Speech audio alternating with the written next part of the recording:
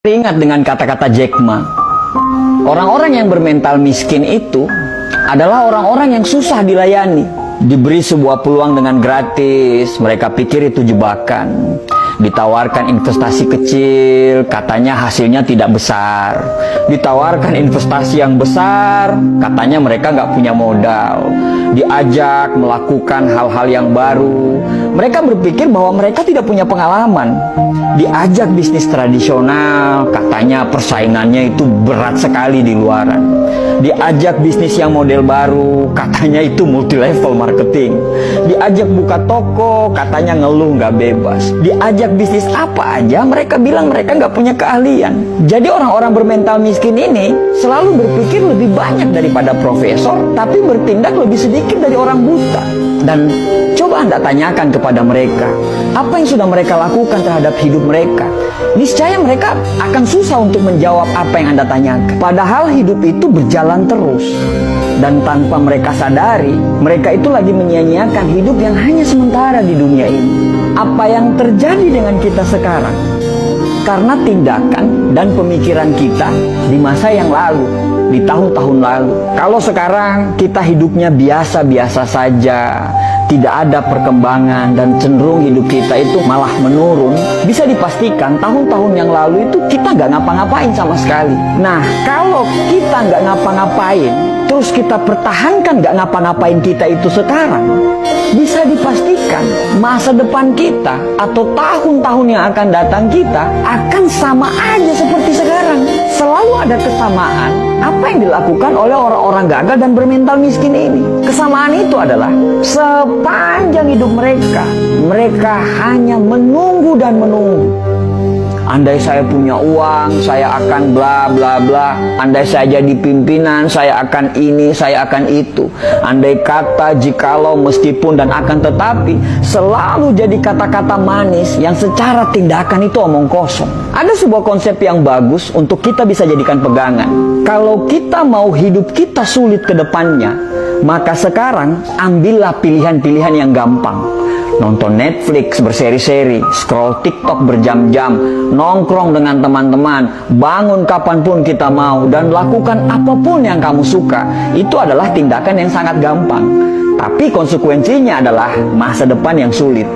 Atau kita mau mengambil pilihan yang kedua, yaitu kalau mau kehidupan ke depan kita gampang, maka sekarang kamu harus mengambil pilihan-pilihan yang sulit.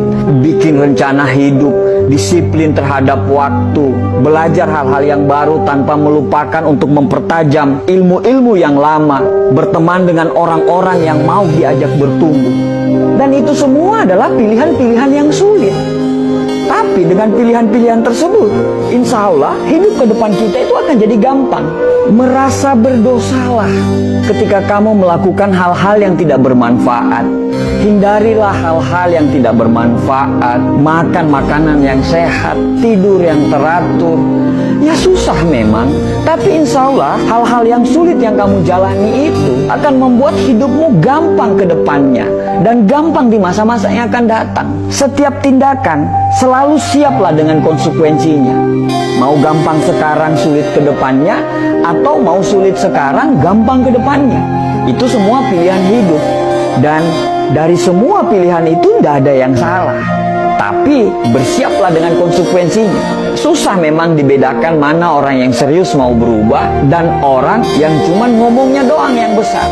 Kamu tahu kalau hidupmu masih serba kekurangan, tapi kamu malah tidak mau kerja keras.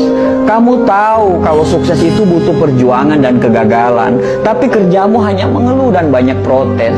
Kamu tahu kalau kamu kurang, tapi justru kamu bangga dengan kekuranganmu itu. Bahkan parahnya, kekurangan itu justru kamu jadikan alasan pembenaran kenapa kamu masih seperti ini.